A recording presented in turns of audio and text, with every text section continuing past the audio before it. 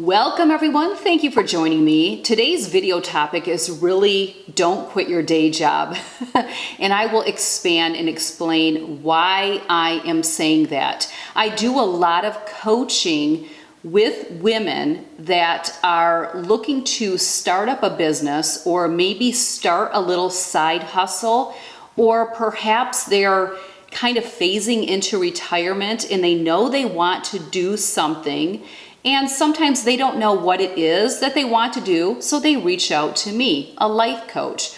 Other times they have a good idea of what they would like to do and they need some guidance and direction on how to get there. Well, there are some things that I really feel people need to consider before going off and doing something. So that's what I want to talk about today. And again, first thing I want to say is don't quit your day job, especially if you need that income.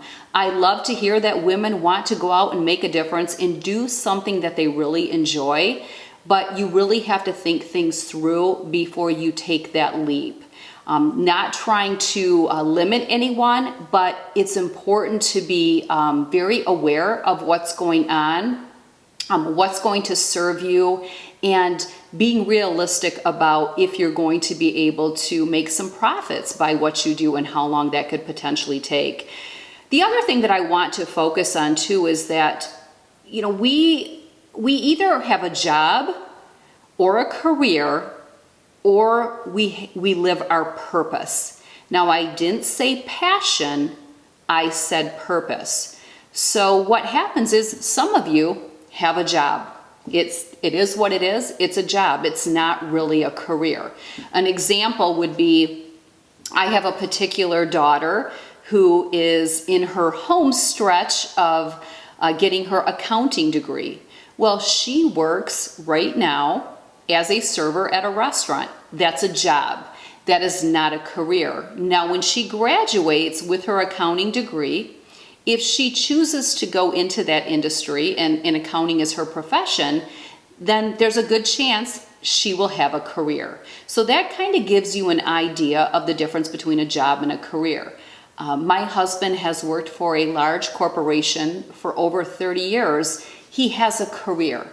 Prior to that, he was a manager at McDonald's and other things when he was in college. That was a job.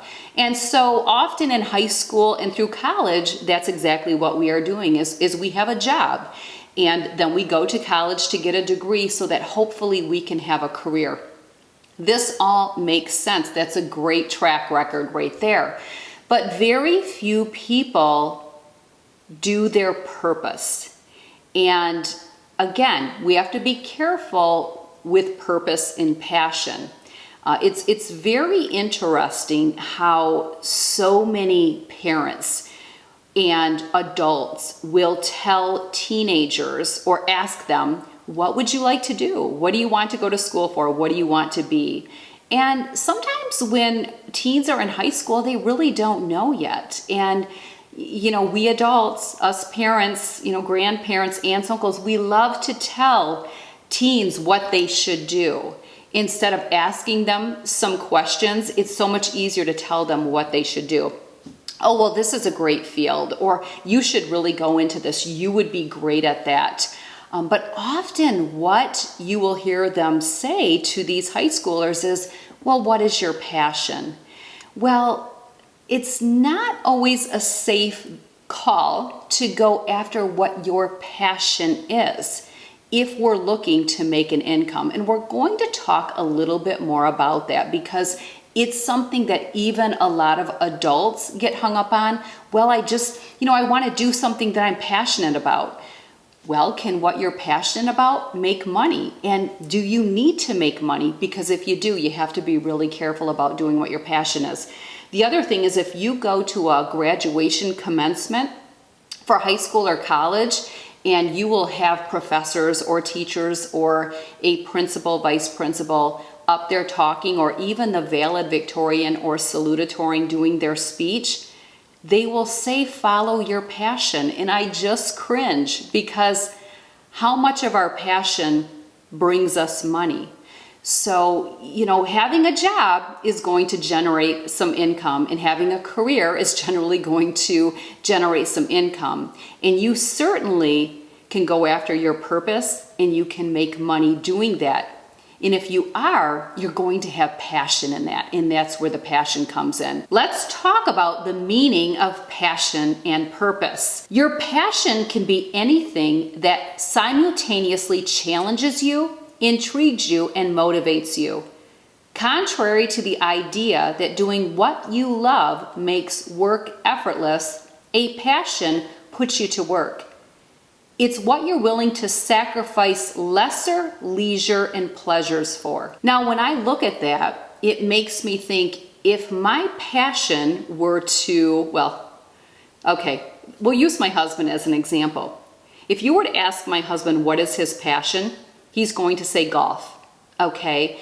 Now, that doesn't mean that my husband couldn't have played golf and made a lot of money, but it may not be completely realistic that he could have made a living golfing and supported a family that has a wife and 5 children. Not to say it couldn't happen, but how many pro golfers do you know in person? Probably not many. So that would be my husband's passion. Now, if my husband was a pro golfer and living his passion and making money doing so, that's probably not what he would want to be doing in his leisure time, because that's his job. So he would probably have something else that now is his passion, a new passion. Maybe it would be vacationing with his kids and his wife because he doesn't get to see them often. So I just want you to understand how that's his passion, and how we may have to be realistic about someone making a living doing that. Not saying they couldn't, but it may be highly unlikely for someone, especially when he was raised in Michigan, where we don't get a lot of golf season year round. So I hope that makes sense so you can understand passion. Now let's move on to living your purpose. Your life purpose consists of the central motivating aims of your life, the reasons you get up in the morning. Purpose can guide life decisions, influence behavior, shape goals, offer a sense of direction, and create meaning. For some people, purpose is connected to vocation, meaningful, satisfying work. Hopefully by sharing that, you can identify what the differences are, and you can see how those differences apply to your life. So when we look at purpose, I will give you an example. I was fortunate that I get to live my purpose and do it as a living and make money doing so.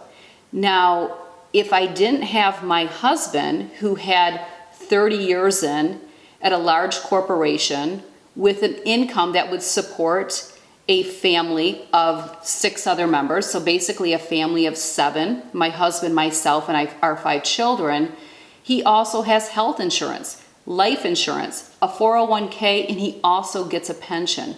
So because of that, I was able to live my purpose. It's kind of like your calling, what you are called to do, what your gift is to give to the world. Another way to look at it is the fruit that was given to you, I get to bear that fruit. But I may not have been able to if it weren't for my husband being able to support the family. Maybe I would have had to get a job, or maybe a career in whatever field I'm skilled in. But I was lucky because I was able to live my purpose and make money doing it. Now, am I passionate about what I do? You better believe it, but it's not exactly my passion in life.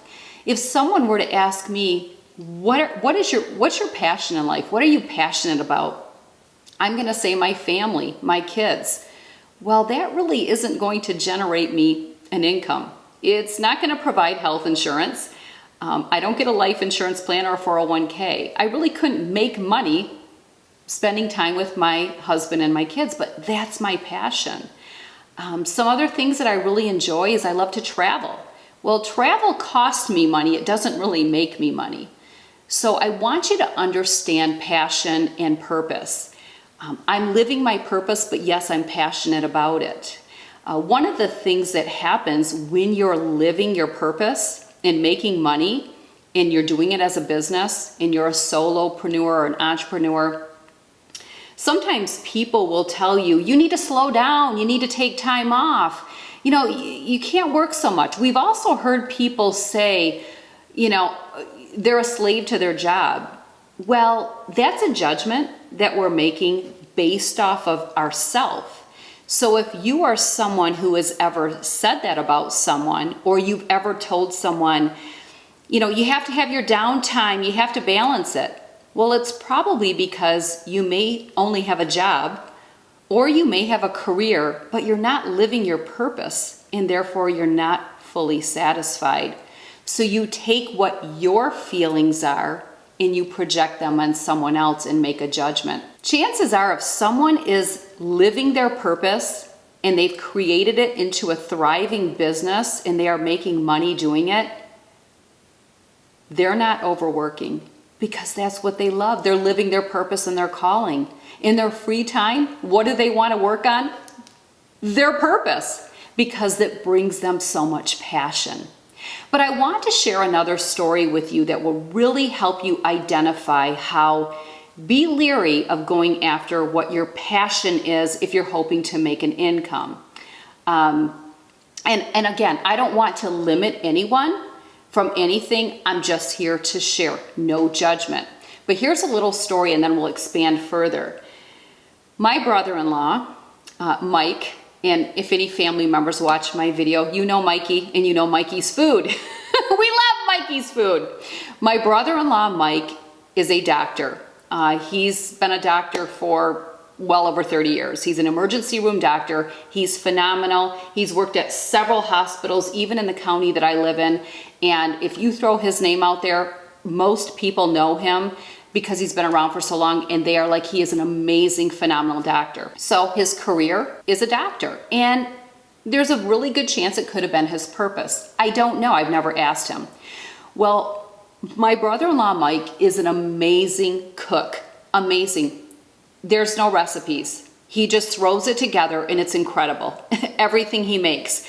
So gourmet, and he's known in our family. Just everyone is like, is Mike cooking? And what's Mike making? So Mike has been told over and over and over again, Mike, you went in the wrong field. You're in the wrong field. And he'll always be like, what do you mean? What do you mean? You know, because again, he's a doctor. You should have been a chef. And he always says, why would I want to be a chef? And they'll say, because you're so amazing at cooking and it brings you so much pleasure, because it does. You can just tell he's in his element. You can just tell his energy is shifted when he's in the kitchen cooking. He said, why would I ever want to be a chef? Okay, so what's confusing is, well, why wouldn't you want to be a chef, right? If you love to cook and you're so passionate about it, why wouldn't you want to be a chef? But he's like, if I was a chef, I would no longer enjoy to cook because it would be my job. He's like, this is my passion. This is what I enjoy to do when I'm not working. So do you see the difference? So adults with kids and teenagers, be really careful about telling someone to go after what their passion is, because a lot of passions, number one, may not make them an income or a living. And number two, if their passion is their job, then it may take away from what their passion really was. So identify what your passion and your purpose is. And when I work with my coaches all the time, and they share with me what they're passionate about, I have to tell them, okay, is this something that you enjoy to do almost like in your downtime? This is therapeutic to you. I love to bake. So baking and cooking is a passion of mine as well. But I would not enjoy it in the least bit if it was my job. I know that. So it would take the passion away from it, if that makes sense. So that's why we have to be careful. But if you really want to do something as a side hustle or segue into something, number one, don't quit your day job, because it takes a long time to make money and there's so many factors involved. You can't just, and you have to look at the competition. And again, don't let it limit you, but you have to ask yourself, am I driven? Can I manage my time well? Will I be able to treat my business like a job? Meaning I get up just like I'm going to work every day and it's grit and grind. Because to build a business, that's what it takes. That's why it's not for everyone. It's grit and grind. And if you're not that person, if you're a procrastinator by nature, you're probably not going to be able to make money, definitely at your passion, but even your purpose. Go out there and live your purpose and your calling. But if you want to make money doing it, you have to see what else goes with that. It's not just about going out there. There's a lot of risk associated, and it takes a long time to make money. Most things are very organic growth, and there's a lot of competition. How is your marketing? You have to know how to market. You have to know how to market yourself. Do you have a lot of low self-esteem? Do you care what others people think? You're going to have a hard time projecting your purpose out there if you let those things hold you up. So there are so many things to consider. If you want to be some type of influencer that puts all of your stuff out on social media and you think you're going to have this big business, sit down and really think about, okay, how is this really going to happen? Because it can, but just realize how much goes into it.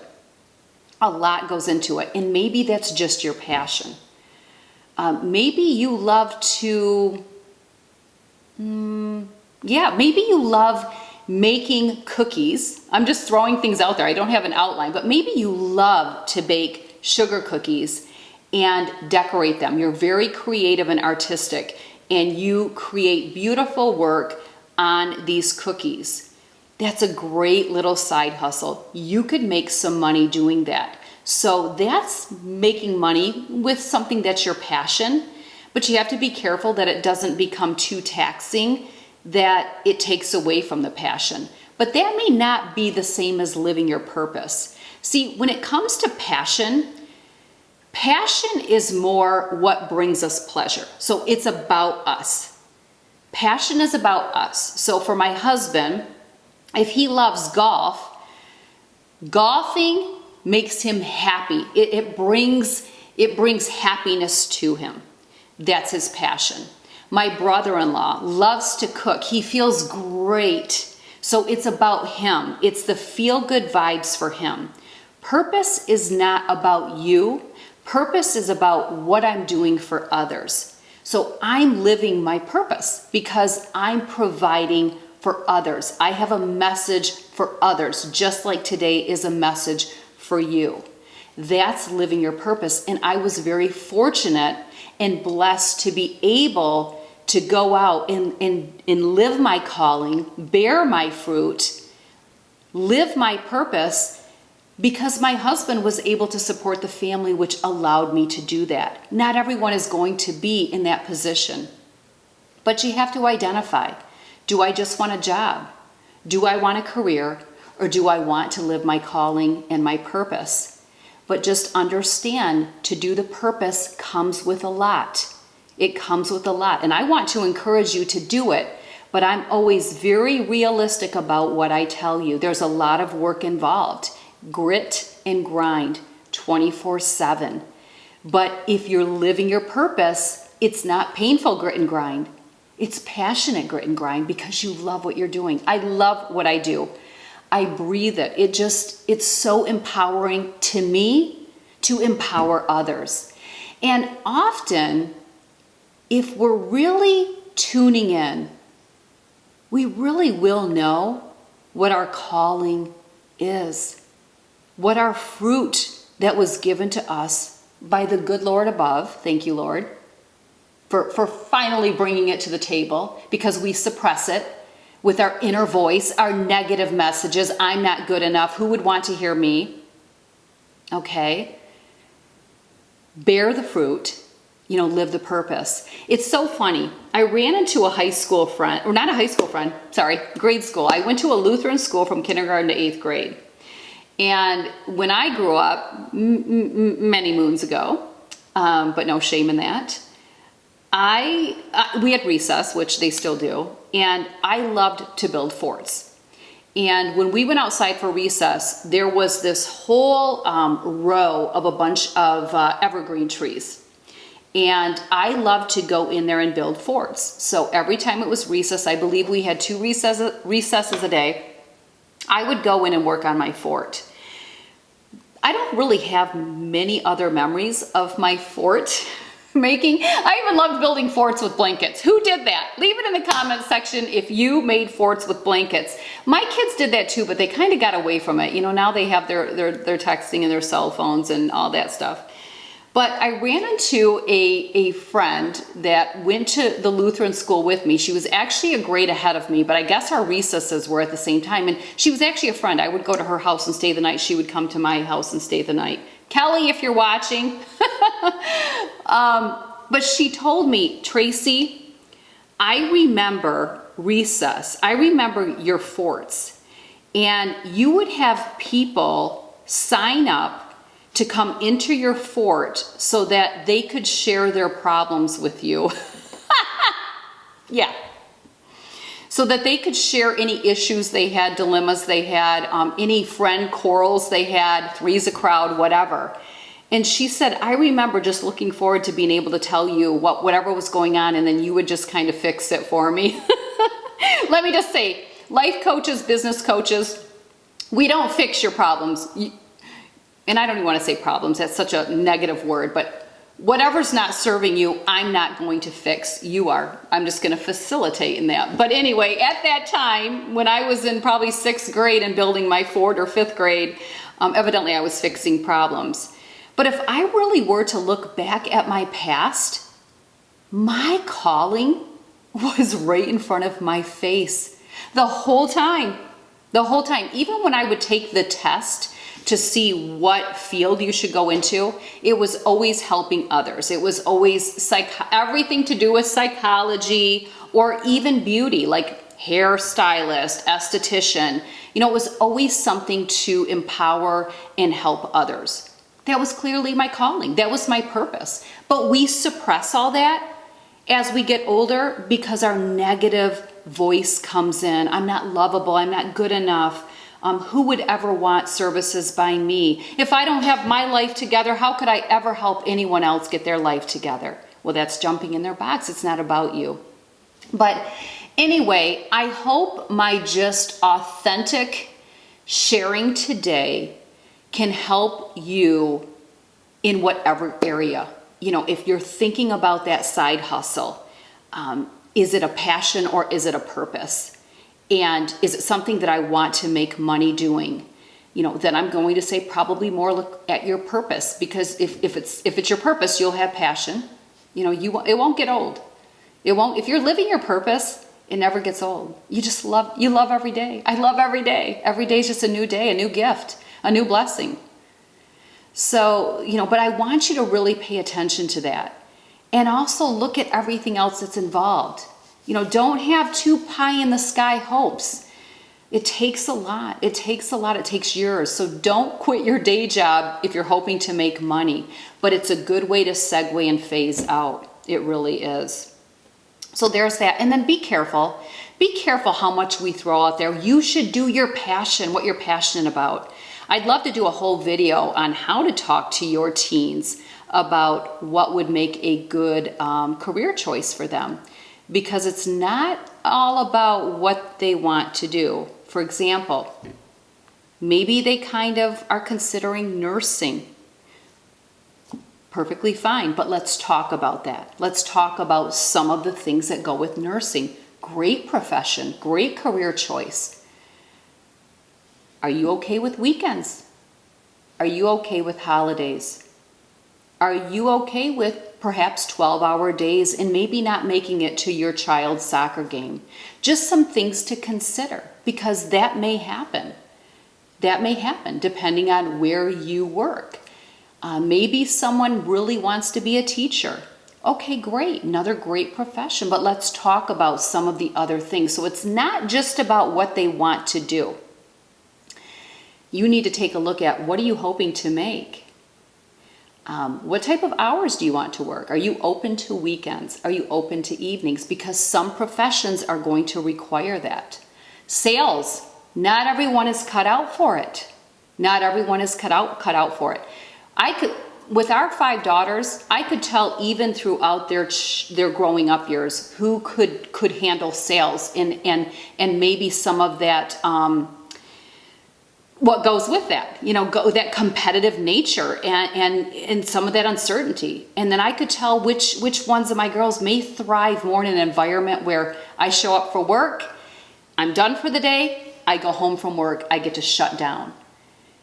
Some jobs operate that way, some jobs don't. My husband has a perfect job where when he goes through the turnstiles and exits the building, he's done. He's done. Nothing comes home. Easy peasy on that end. Not all careers are that way. So many things to look at when we're trying to guide our children on what field they should go into. Be very careful, parents. It can be a really big mistake, and that's why often you'll see kids 2 years in and they're not doing what they feel they were called to do. A lot of it is our parenting. It really is. We mean well. We love them. We want what's best for them.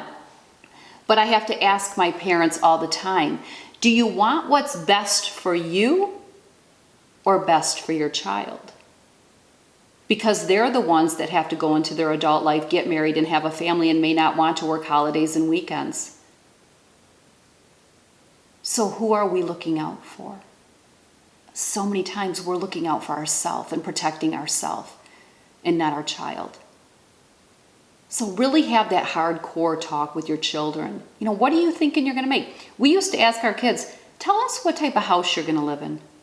How many kids you're going to have? What kind of car are you going to drive? You're going to be brown bagging it every day, or are you going to go out to lunch? And then we would write out their answers, and we would come up with what their annual salary needed to be. Yeah, most of them needed to be making like $400,000 a year coming out of college for what they thought they were going to get. We had to reel it in. No, that won't happen. You'll be lucky to be making $40,000. How's that going to work for you? You better believe you're going to brown bag it, and you may be driving a used car. And you may have to share an apartment with someone because you're barely going to survive. Yeah, that's the truth. But don't let it limit you. It doesn't mean that you can't go out and make that $400,000. We will never limit you, but we want you to know the reality of the matter. All right, hot topics, and I love them. I love them. Great content here. Share this video. All right, share it. Get the word out. Make sure you give the video a thumbs up, subscribe, whatever it is.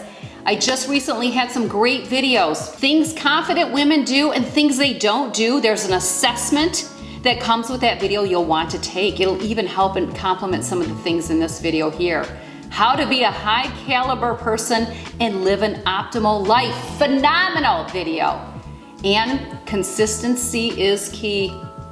All about consistency. If you want to go out there and live your purpose and build your business and be a solopreneur, entrepreneur, whatever it is, grit and grind consistently. All right, love you. See you soon in the next video. Take care.